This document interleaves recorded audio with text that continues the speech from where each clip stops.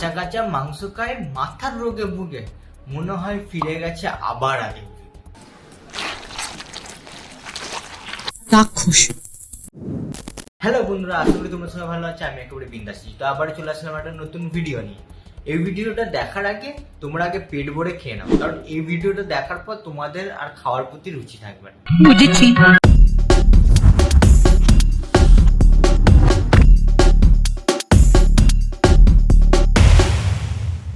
আজ আমি তোমাদেরকে এমন একজনের ভিডিও দেখাবো যিনি কাঁচা মাছটা কচকচ করে চিবিয়ে খায় আর কাঁচা চিংড়ি মচমচ করে চিবিয়ে খায়, এমনকি শামুকটাকেও ছাড়েন না। শামুক মাছ বলা হয় এটাকে, এখনো জীবিত। তোমরাও খাও।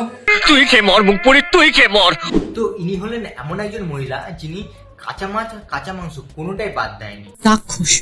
তো বলি, আপনি সত্যি এই জগতের মানুষ না মঙ্গল গ্রহ থেকে এসেছে? আমার তো মনে হচ্ছে ইনি ভুল করে আদিম যুগ থেকে 2025-এ চলে এসেছে। যদি কারোর কাছে টাইম মেশিন থাকে তাহলে অবশ্যই আমাকে কমেন্ট করবে, আমি এনাকে টাইম মেশিনটা দেবো যাতে উনি আদিম যুগে ফিরে যায়।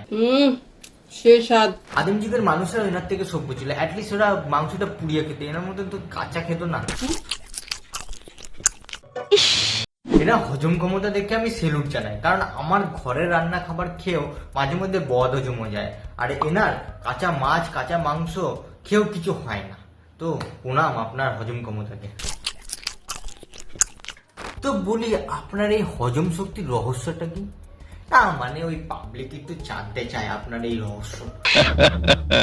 আমার মনে হচ্ছে কোনো বন্য পশুর কাছ থেকে পাকস্থলী ধার করে এনেছে, না হলে কোনো সাধারণ মানুষের পক্ষে কাঁচা মাছ কাঁচা মাংস খেয়ে হজম করা সম্ভব নয়। তুমি ঠিকই বলেছো।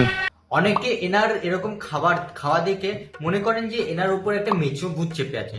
আমার তো মনে হয় ইনি একটা মেছো ভূত। তো আজকের ভিডিওটা এখানে শেষ করছি। আশা করি তোমাদের ভিডিওটা ভালো লেগেছে। ভালো লাগলে অবশ্যই লাইক কমেন্ট এন্ড শেয়ার করবে। ইউটিউব থেকে দেখে থাকলে সাবস্ক্রাইব, ফেসবুক থেকে দেখে থাকলে ফলো করবে। ভিডিও শেষে তোমাদের আমি একটা কথা বলছি, এই ভিডিওটা অনলি এন্টারটেনমেন্ট পারপাসে তৈরি করা হয়েছে। কাউকে আমি হেড বা কারোর প্রতি আমি সমালোচনা করছি না, অনলি এন্টারটেনমেন্ট পারপাসে ভিডিওটা তৈরি হচ্ছে। তো টাটা।